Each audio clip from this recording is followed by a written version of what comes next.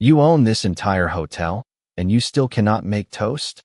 That was the first thing my 7-year-old son ever said to Ethan Caldwell, the coldest and most powerful man in New York City. I wish I could tell you Noah whispered it. He did not.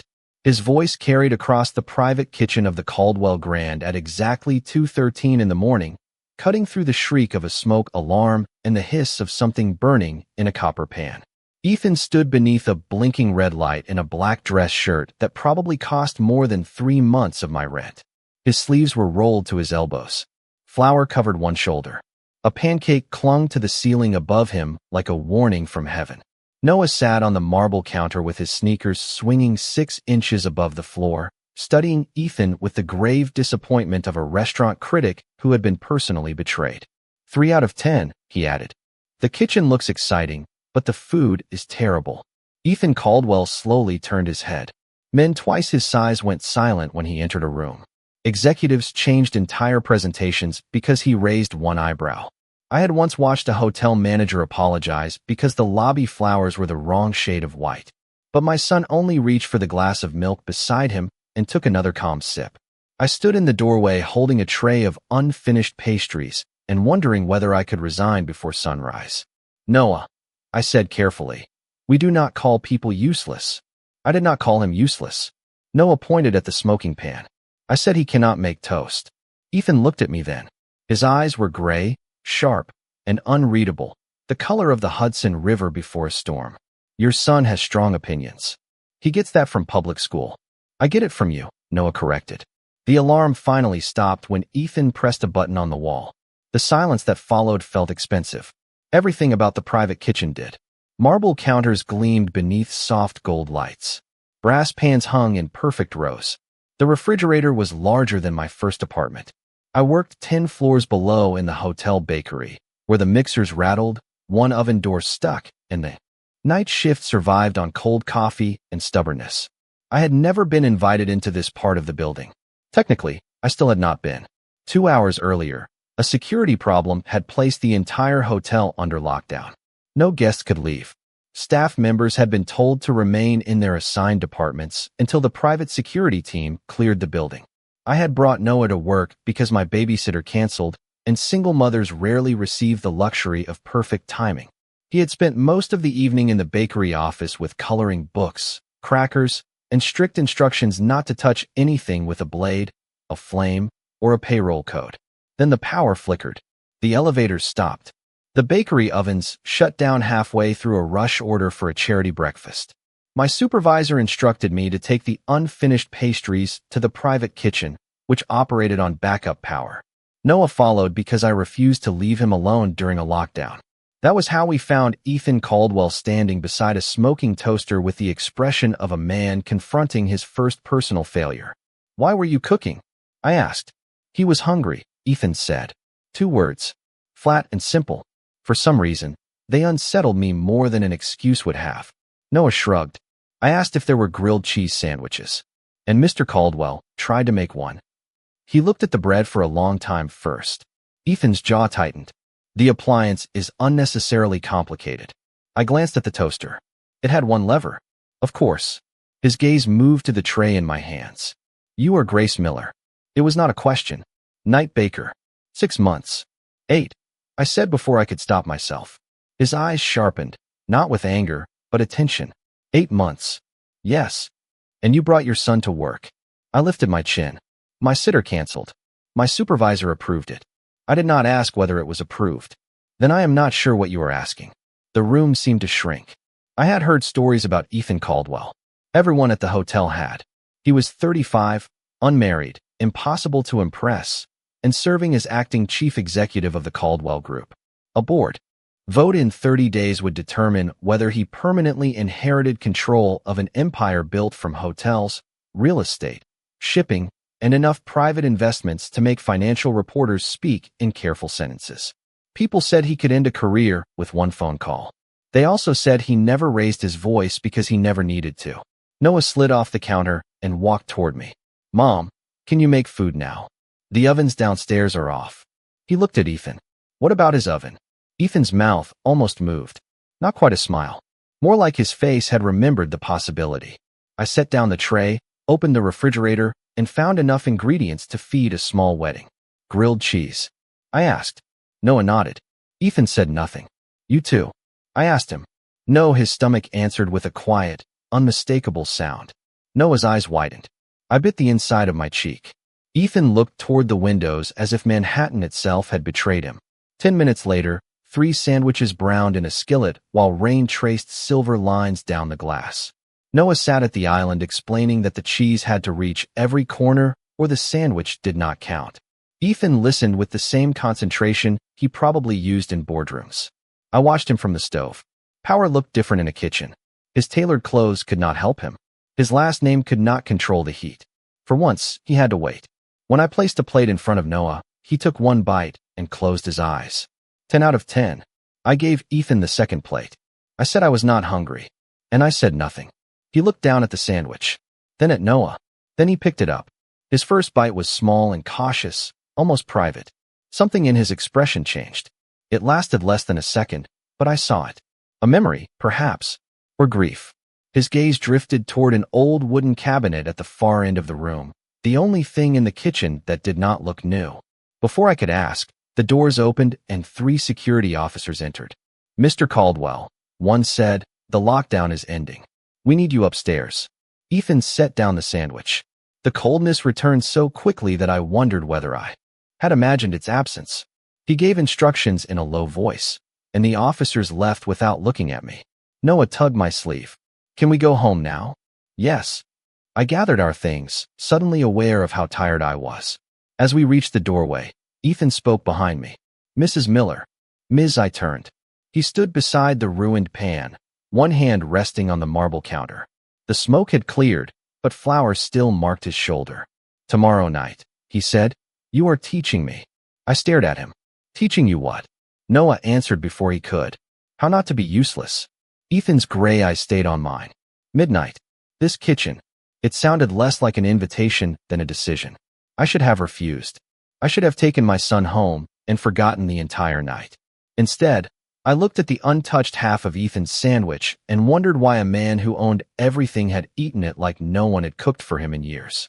At 11:58 the next night, I stood outside the private kitchen with one hand wrapped around the strap of my worn canvas bag, wondering how a grilled cheese sandwich had turned into an appointment with Ethan Caldwell. I had spent the entire day telling myself I would not come. Men like him did not ask for favors. They arranged outcomes. They moved people around like furniture and expected gratitude when everyone landed where they had been placed. But my supervisor had appeared before the evening shift with a revised schedule, 3 paid hours added to my week, and instructions to report upstairs at midnight. Ethan had not threatened my job.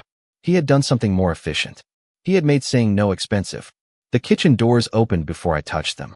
Ethan stood on the other side wearing a white dress shirt with the sleeves already rolled back. No jacket, no tie, no flour. He looked prepared for a negotiation rather than a cooking lesson. Noah leaned around me and inspected him. Where is the apron? Ethan looked at me. Was an apron required? It is a kitchen, Noah said. Not a board meeting. I pressed my lips together, but the laugh escaped anyway. Ethan noticed. His eyes stayed on my face half a second longer than necessary. Before he stepped aside. Come in. The kitchen had changed since the night before. 3 pans sat in a perfect row. Eggs rested in a silver bowl. Bread, butter, cheese, onions, tomatoes, and herbs had been arranged by size across the marble island. 1 adult apron and 1 child-sized apron lay beside the cutting boards. Did you prepare all of this? I asked. I had someone prepare it. Then your first lesson has already failed. His expression cooled. Explain. I set my bag on a stool. Cooking starts before the heat. You check what you have. You choose what you need. You clean your own workspace. I own the workspace. That is not the same as knowing where anything is. Noah climbed onto his stool and nodded solemnly. She is right. Ethan looked between us. I could almost hear the machinery of his patience grinding into motion. Fine. What are the rules? I had not expected him to ask. I pulled an apron from my bag and tied it around my waist. In this kitchen, I give the orders. His eyebrows lifted. That sounds familiar. You are not allowed to call an employee to fix your mistakes. You are not allowed to replace a ruined dish with something delivered from a restaurant. You keep your phone off the counter. You clean what you use. And if Noah says the food is bad, you do not fire his mother. I would never fire someone over an opinion. You changed my schedule without asking. I improved your schedule. You proved my point. Noah raised his hand. I have a rule. Ethan turned toward him. Of course you do. No fancy words when regular words work. Ethan considered that. Define fancy. You said the toaster was unnecessarily complicated.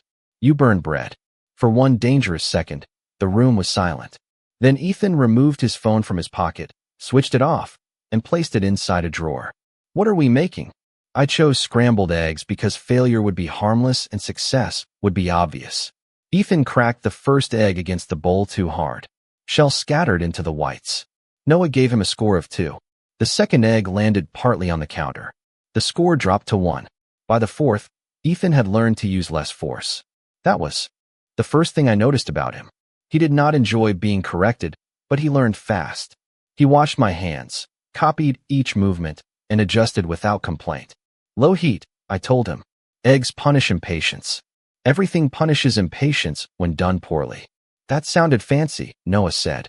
Ethan glanced at him. Eggs do not like being rushed. Better. Butter melted across the pan, releasing a warm, familiar smell that softened the enormous room. Ethan poured in the eggs and immediately reached for the spatula. I touched his wrist before I thought about it. Wait. His hand went still beneath mine. The contact lasted only a moment, but the air seemed to change around us. Not heat, not attraction. Something quieter and more dangerous to a woman who had built her life around self-reliance. Trust, perhaps. I withdrew my hand and pointed to the pan. Let the edges set first. Ethan said nothing. He waited. When he finally moved the spatula, he folded the eggs carefully instead of attacking them. Noah watched with his chin in his hands. They look normal. High praise, Ethan said. We ate at the island because Noah insisted food should be tested while it was hot. The eggs were slightly dry and needed salt, but they were edible. Noah chewed slowly, thinking. 6 out of 10. Ethan looked offended. 6. 5 for the eggs. 1 because you did not make a mess. I made almost no mess. I pointed to the shell near his elbow. Almost. The next night, we made tomato soup. The night after that, grilled cheese. Ethan arrived before us each time. He began choosing the ingredients himself. He learned that Noah hated raw onions, but loved basil. He learned that I drank coffee with cream and no sugar. He learned how to hold a knife safely and how to wash a pan before the sauce hardened. The strangest part was not that Ethan Caldwell kept returning. It was that, inside the kitchen, he listened. Outside those doors, men waited for his decisions. Phones carried his name across the city. Elevators stopped for him. Inside, Noah told him the bread was uneven, and Ethan cut another slice. On the 5th night, we made grilled cheese again. This time, the bread turned golden. The cheese reached every corner, and nothing smoked. Noah took one bite, then another. Ethan stood across from him, trying to appear indifferent and failing. Well, he asked. Noah swallowed. You are not useless. Ethan's shoulders loosened slightly. Noah looked toward the empty chairs around the long island. You are just lonely. The room became very still. Rain tapped the windows. Somewhere below us, a delivery truck backed into the loading dock with a distant electronic beep. Ethan did not argue. He did not correct the language or offer one of his cold, polished answers. He only looked toward the old wooden cabinet at the far end of the kitchen. I had seen him do that before. This time, I followed his gaze. What is in there? I asked. Nothing. Noah slid off his stool. People do not stare at nothing. Ethan reached the cabinet before Noah did. For the first time since our lessons began, real urgency broke through his control. He opened the doors himself. Inside sat a small wooden recipe box, darkened with age, its corners worn smooth by someone's hands. Ethan lifted it as carefully as if it could hear him. It belonged to my mother, he said. His voice had lost all its sharp edges. He opened the lid. Dozens of index cards stood inside, covered in faded blue handwriting. Recipes for biscuits, soup, apple pie, Sunday roast, and pancakes. Noah leaned closer. Did she teach you? Ethan shook his head. She died before she could. He pulled out one card, and something white slipped from beneath it onto the marble floor. I bent to pick it up. It was an old envelope, yellowed at the edges, sealed but never opened. My breath caught when I saw the name written across the front. It was not Ethan's name. It was the name of my bakery. The envelope carried the name Miller Street Bakery in faded blue ink, and for several seconds I forgot how to breathe. The bakery business had belonged to my mother. Before that, it had belonged to my grandmother. It sat 20 blocks east of the Caldwell Grand behind a locked green door and 2 dusty windows, waiting for me to save enough money to repair the ovens and reopen it.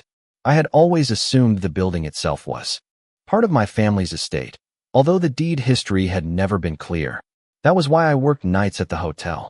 Every extra shift bought another length of copper pipe, another box of tile, another month before the bank decided my family history was worth less than the land beneath it. Ethan watched my face. You recognize it. It is mine. The business is, at least. His hand tightened around the recipe box. Your name is Miller. Grace Miller. The sign above the door says Miller Street Bakery. My mother closed it when she got sick. Noah leaned over the counter. We are going to open it again. He said it with the certainty only children and billionaires seemed able to afford. Ethan turned the envelope over. The seal remained unbroken. My mother died 18 years ago. My mother never mentioned her. Neither did mine. I should have told him not to open it. The letter was not addressed to either of us, and whatever connection existed between our mothers had been buried for nearly 2 decades. But some doors wait so long to be opened that leaving them closed begins to feel cruel. Ethan slid one finger beneath the seal. Inside was a single sheet of cream paper covered in the same blue handwriting as the recipe cards. He read silently at first. Then his eyes stopped moving. What does it say? I asked. He placed the letter on the counter between us. The first line was addressed to Margaret Miller, my grandmother. Eleanor Caldwell thanked her for protecting something called the East River Table. She wrote about children who needed warm meals, mothers who needed work, and a kitchen that could belong to the neighborhood even when the city forgot it. Near the bottom, one sentence had been underlined twice. A table belongs to whoever keeps feeding people. Noah read it aloud slowly. That sounds like a rule. My grandmother had many rules, I said. Most of them involved washing your hands and never wasting bread. Ethan lifted the letter toward the light. This is not only a thank you note. How can you tell? My mother used ordinary sentences when she wanted people to stop looking. He moved to the old cabinet and removed 3 more recipe cards. On the back of each one, tiny numbers had been written beside ingredient measurements. Flour, 4 cups. Butter, 8 ounces. Stock, 16 cups. The numbers seemed random until Ethan placed the cards in order by date. Property records, he said, or account references. You can see that from a biscuit recipe? I grew up around people who hid the truth inside harmless things. His voice was calm, but his eyes were not. Noah reached for the pancake card. Maybe this one has treasure. Do not bend it, Ethan and I said at the same time. Noah looked between us and smiled. You sound married. I nearly dropped the letter. Ethan did not react, but the corner of his mouth shifted. Finish your milk, I told Noah. We spent the next hour arranging recipes across the Marble Island. Soup beside pie. Biscuits beside roast chicken. Every card contained one strange detail, an extra number, a street initial, or a date that did not match the recipe. Ethan made notes on plain paper because I refused to let him bring his phone back into the kitchen. He complained once. Noah reminded him of the rules. By 1:30 in the morning, we had a list of 6 addresses in Queens and Brooklyn. One of them was Miller Street Bakery. Another belonged to an abandoned community center 3 blocks from Noah's school. The East River Table, I whispered. I remembered the name then, not from my mother, but from childhood. On Wednesday afternoons, my grandmother filled paper bowls with chicken soup and handed them through the bakery window. She never charged anyone. She called it supper service. I had thought it was simply kindness. Ethan studied me with that sharp, quiet attention of his. Your grandmother ran it. She fed people. That was what she did. My mother may have funded it. The idea seemed to hurt him. Not because Eleanor had helped strangers, but because no one had allowed him to know that part of her. The next morning, Ethan sent a car to the city records office. I refused to ride in it. He arrived 10 minutes later in the same black sedan and found Noah and me waiting for the bus. Get in, he said through the lowered window. We are capable of public transportation. The records office closes at 4. It is 8:15 in the morning. Traffic is unpredictable. Noah opened the back door. Rich people worry about strange things. We got in. That became the first of many mornings that no longer felt like my old life.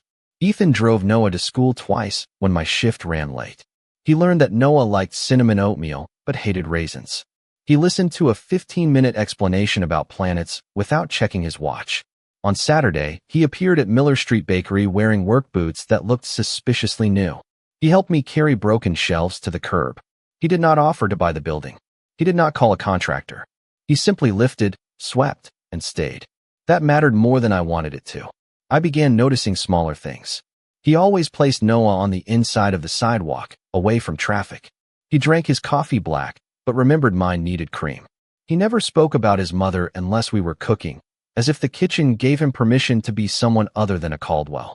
One night, while tomato sauce simmered on the stove, I found him reading Eleanor's letter again. "Do you think she wanted you to find it?" I asked. I think she expected to have more time. Most people do. His eyes met mine. The room felt suddenly quiet, though the sauce continued to bubble and Noah kept drawing at the far end of the island. Ethan stepped closer, not enough to touch me, but enough that I could see the tiredness beneath his control. "You are not afraid of me," he said.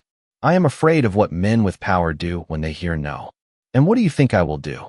"I have not decided yet." His gaze dropped briefly to my mouth, then returned to my eyes. The moment hung between us, careful and unfinished. Noah cleared his throat loudly. "The sauce is going to burn." It was not, but I stepped away anyway. The doors opened before either of us could speak. An older man entered in a charcoal suit, silver hair combed neatly back, his expression polished enough to hide almost anything. Charles Caldwell did not look at me first.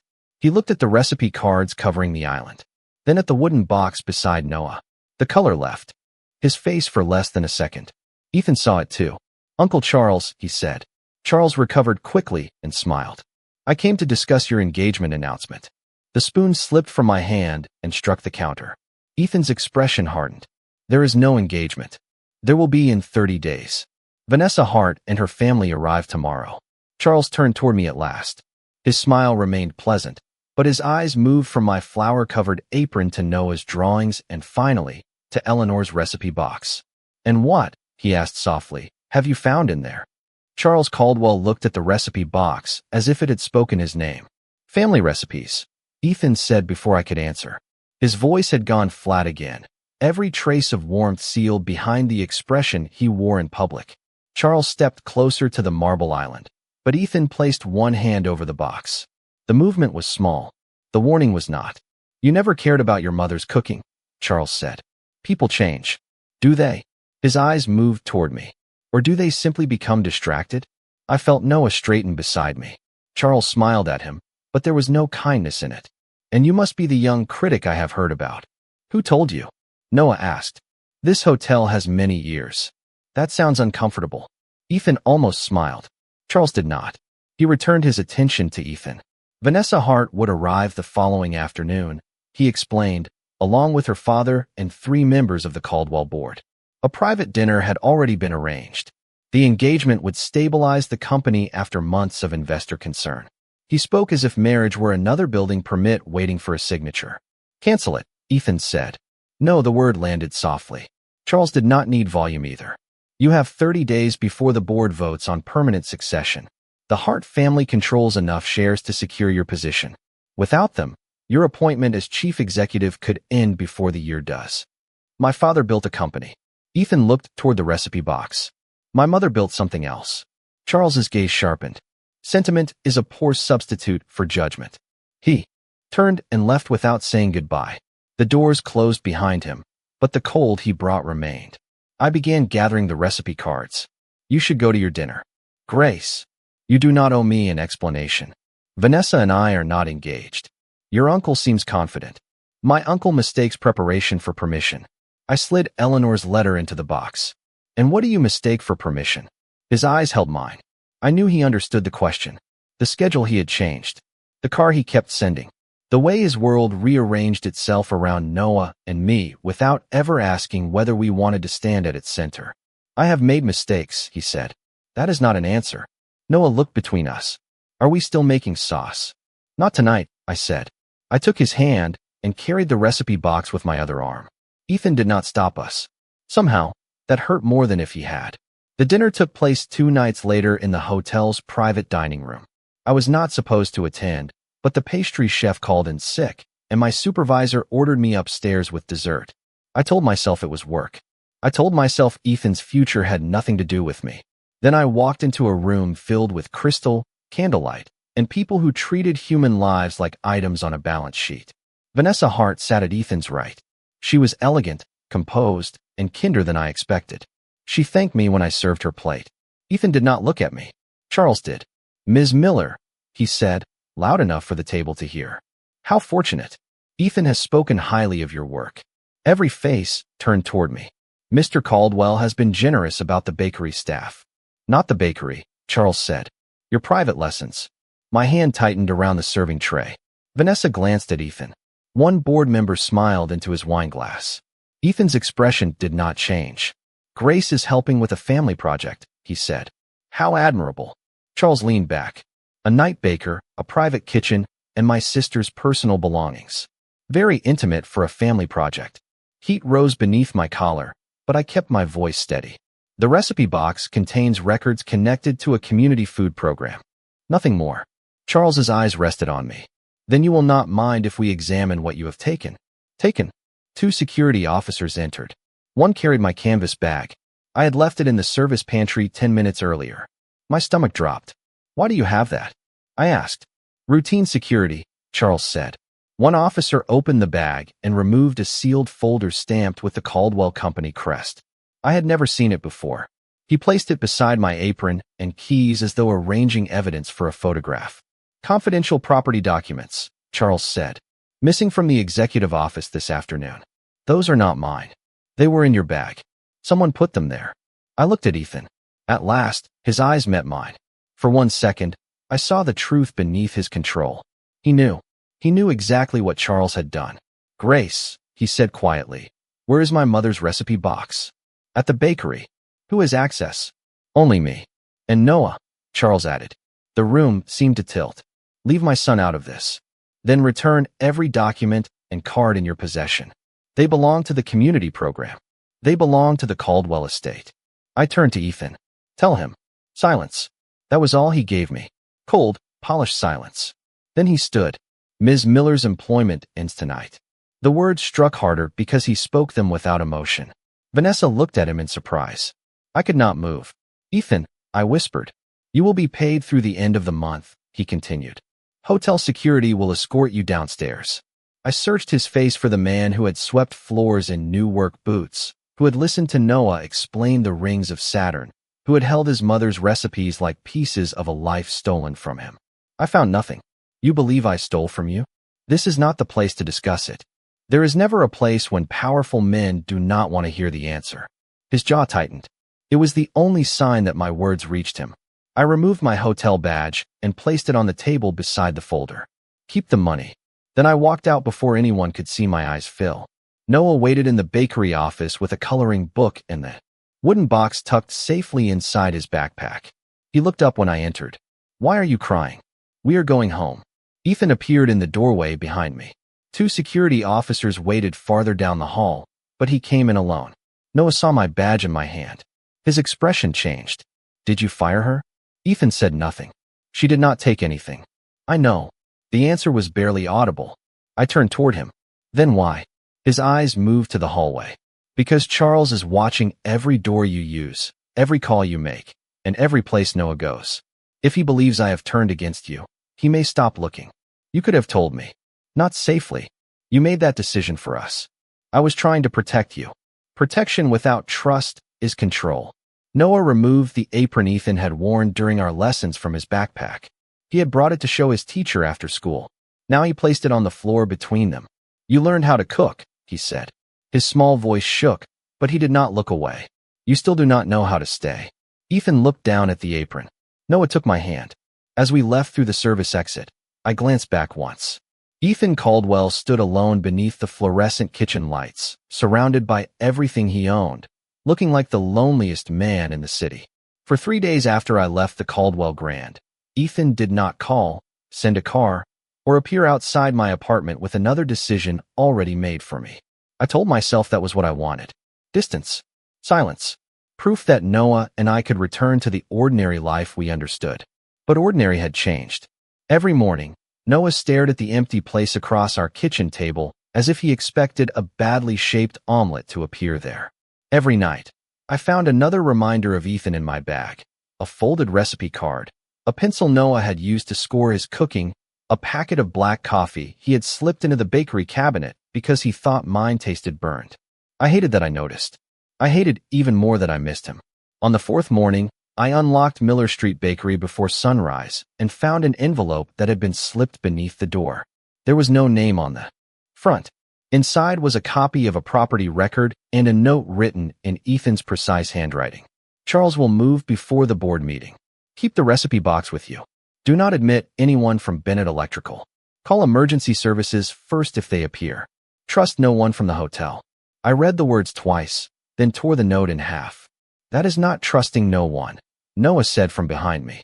He stood in the doorway wearing his school backpack and one untied sneaker. That is trusting Ethan. It is trusting information. That sounds like a fancy excuse. I looked at my son and wondered when he had become the reasonable person in our family. The property record listed 6 buildings connected to a nonprofit organization called the East River Table Foundation. Miller Street Bakery was one of them. The community center near Noah's school was another. Every property had been transferred into a Caldwell Development Company 16 years earlier, 2 years after Eleanor Caldwell died. At the bottom of the page was a signature I recognized from the dinner. Charles Caldwell. I spent the morning comparing dates while Noah sat at the front counter finishing his spelling homework. By noon, I understood enough to feel sick. Eleanor had not simply donated money to neighborhood kitchens. She had created a foundation to protect the buildings while local families operated the businesses inside them. My grandmother had owned Miller Street Bakery as a business, but the foundation had held the building in trust for community use. Charles had quietly moved the properties into a Caldwell Development Company, then allowed most of the programs to close. Our bakery had survived only because my grandmother refused every offer to surrender the business or leave the building. Mom, Noah said, there is another card. He stood beside the wooden recipe box holding a stained card for chicken pot pie. I had checked it twice already. What do you mean? The bottom lifts. He pressed one corner inside the box. A thin wooden panel rose beneath the recipes. Hidden underneath was a small brass key and a paper label. East River Credit Union. Box 412. My grandmother had kept a safe deposit box at that credit union for years. After her estate was settled, the bank had listed me as her successor, but I had never opened it because I believed it contained nothing more than old insurance papers. We went there before lunch. The bank manager verified my identification, reviewed the estate documents already on file, and led us to a private room. The brass key opened box 412. Inside were copies of Eleanor's foundation charter, letters to my grandmother, bank records, original property schedules, and a small cassette tape labeled for Ethan. Noah held it carefully. How do we listen to this? Your great-grandmother kept an old cassette player in the bakery office. We returned before dark. Rain had started, soft at first, then steady enough to blur the streetlights. A black sedan had been parked half a block away for nearly 20 minutes. I could not see the driver through the rain, and after Ethan's warning, I did not know whether the car was protecting us or watching us. I locked the front door, turned on the office lamp, and placed the tape inside the old player. Static filled the room. Then a woman spoke. Her voice was warm, measured, and tired. Ethan, if you are hearing this, then I was not able to finish what I started. Power without service becomes hunger, and hunger always asks for more. Your uncle believes protecting the family means owning everything around it. Do not become him. The East River Table belongs to the people who kept it alive. Margaret Miller has the final charter. Trust the person who feeds others when no one is watching. Ethan's mother paused, and when she spoke again, her voice softened. I hope someone teaches you that staying is more important than winning. The tape clicked off. Noah looked at me. She knew him. She knew what he might become. A knock sounded at the front door. 3 slow taps. I stood so quickly that the chair scraped the floor. Through the glass, a man in a maintenance uniform held up an identification badge. Bennett Electrical. My pulse jumped. Ethan's note had been right. Stay in the office, I told Noah. I did not open the door. The building manager sent me, the man. Called through the glass. There is an emergency electrical order. I am calling the fire department and the utility company. His expression changed. He stepped away from the door and disappeared around the side of the building. A moment later, the lights went out. The bakery fell silent. Then the alarm began to shriek as red warning lights pulsed overhead. There were no flames. No explosion. Only the sharp smell of overheated wiring and a thin line of smoke curling from the wall near the old oven. "Noah!" I ran toward the back, but the bakery's aging fire shutter dropped between the storefront and the kitchen. It was supposed to close during an alarm to contain smoke. Instead, it jammed halfway down, then locked in place. Noah stood beyond it near the office door, gripping the cassette tape. "Mom, I cannot get through." I pulled at the manual release on my side. It did not move. Smoke thickened near the ceiling. I called emergency services, gave the address, and told the dispatcher that my son was behind a jammed fire shutter. Headlights swept across the bakery windows. The black sedan that had been parked half a block away stopped at the curb. Ethan stepped into the rain without an umbrella. He had come to warn us in person after learning that a Bennett electrical van had been dispatched without authorization.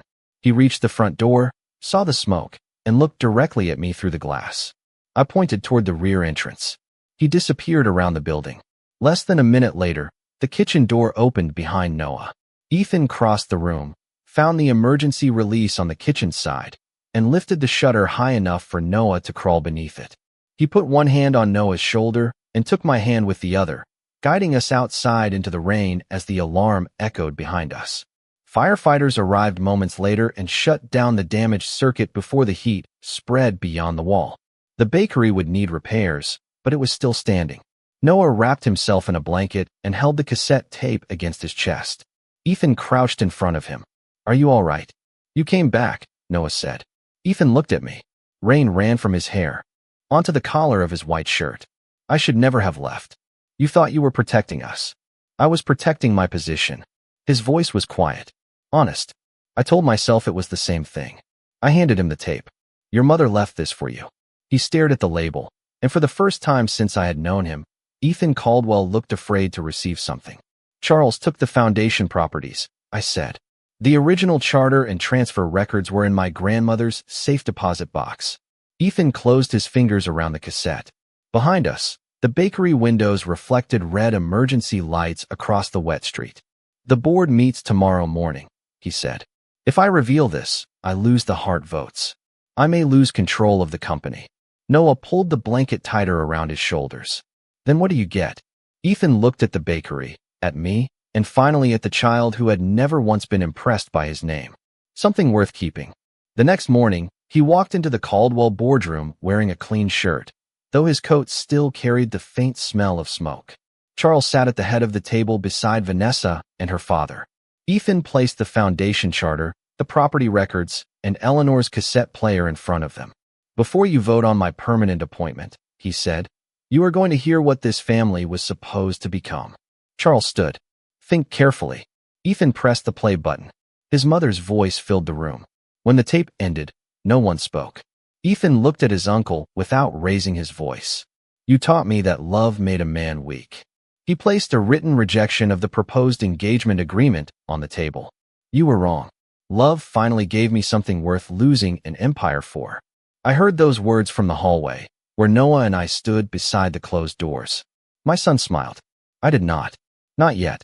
Because choosing us once was brave. Staying would require something harder. The boardroom doors opened before I could decide whether to stay. Charles came out first. His face was calm, but the careful confidence he had carried into the meeting was gone. 2 board members followed him without speaking. Vanessa remained inside beside her father, reading the foundation documents with an expression that looked more disappointed than surprised.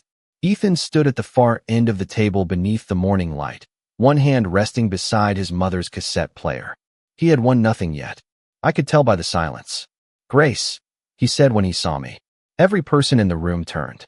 I hated being watched by people who could turn a life into a vote, but Noah walked past me as if the boardroom belonged to him. He stopped beside Ethan and looked at the untouched breakfast tray near the wall. "Did you eat?" Ethan blinked. "No, that is why you make bad decisions." One of the board members coughed into his hand to hide a laugh. Ethan looked at Noah for a long moment. "You may be right." The meeting continued for another 2 hours before the final vote was called. Vanessa refused the engagement arrangement before her father could speak for her. She told the board she would not secure a business alliance by marrying a man who had never asked her. Her family withdrew its promised support, but 3 board members changed their votes after hearing Eleanor's recording and reviewing the property transfers. Charles was suspended from every executive position while an independent investigation began. Ethan remained acting chief executive under temporary board oversight. The board ordered the legal process of returning the East River Table properties to an independent community foundation to begin immediately. Every transfer would be reviewed by outside counsel and made public. Ethan agreed before the board secretary finished reading the terms. When he left the room, reporters already filled the hotel lobby downstairs. Cameras waited at every entrance. His advisors surrounded him with statements, schedules, and warnings. He ignored all of them and walked toward Noah and me. "The foundation will regain control of the building," he said. "Miller Street Bakery will remain your business, and you will decide whether it operates as part of the community program. No conditions. No ownership from me." "Better," Noah said. I looked at Ethan. "And what happens?" "Now, I repair what my family damaged." I did not mean the buildings. The noise of the lobby seemed to fade. He understood. "I do not know," he admitted. "I have never done this without making a plan for everyone involved." "Then start by making one for yourself." He nodded. No argument. No command. That was the first step. The months that followed were not romantic. They were busy, uncomfortable, and honest. Ethan testified before auditors, met with neighborhood leaders, and signed the documents required to return the properties to the independent foundation. He apologized publicly without blaming Charles, the board, or the past. People called it strategy. I knew better. Strategy had always made Ethan look certain. This made him look human. Miller Street Bakery took 4 months to rebuild. The damaged wiring came out first. Then the old ovens. Volunteers painted the walls a warm cream color while Noah covered the lower cabinets in blue fingerprints before anyone could stop him. Ethan arrived every Sunday at 8 in the morning. He never brought security inside. He never wore a suit. The first week, he asked what needed to be done. I handed him a mop. He stared at it for 3 seconds, then began. The second week, he assembled a shelf backward. Noah made him redo it. The third week, he learned to make biscuits from Eleanor's recipe. They came out hard enough to support a small building. He ate one anyway. He did not ask me to forgive him. That mattered. He did not send flowers, jewelry, or contracts disguised as kindness. He showed up. When Noah had a school science fair, Ethan sat in the back row because he had not been invited to sit with us. When the presentation ended, Noah carried his model of Saturn across the room and placed it in Ethan's hands. "You remembered the rings," Ethan said. "You listened," Noah answered. Something in Ethan's face softened. I saw the exact moment hope became dangerous again. 6 months after the board meeting, Eleanor's table opened on a cold Saturday morning in October. The bakery windows glowed against the gray street. Inside, soup simmered in steel pots, biscuits cooled on wire racks, and volunteers packed meals for families across 3 neighborhoods. A photograph of Eleanor Caldwell and Margaret Miller hung near the entrance. They stood together outside the original bakery, younger than I had ever imagined them, holding the same wooden recipe box between them. Beneath the photograph, we framed Eleanor's words. "A table belongs to whoever keeps feeding people." Ethan spent opening morning in the kitchen wearing the white apron Noah had abandoned on the hotel floor months earlier. A pale stain marked one pocket where tomato sauce had never washed out. He worked quietly, cutting bread and carrying trays. No one called him Mr. Caldwell. In that room, he was simply Ethan. Near noon, the last family left with warm food and a bag of groceries. The kitchen became still. Noah disappeared into the office and returned holding a small paper package. "This is for you," he said. Ethan dried his hands before accepting it. Inside was a dark blue apron. One word had been stitched across the front in uneven gold letters. "Useful." Ethan ran his thumb over the embroidery. "Did you make this?" Mom helped with the letters. "He chose the word," I said. Ethan crouched until he was level with Noah. His voice became quiet. "Did I earn it?" Noah studied him with the same serious expression he had worn over that first burned sandwich. "Almost." Ethan smiled. It was not the restrained half-smile he used when he wanted to hide what he felt. It was open, surprised, and younger than I had ever seen him. What is left? Noah looked at me. You have to keep showing up.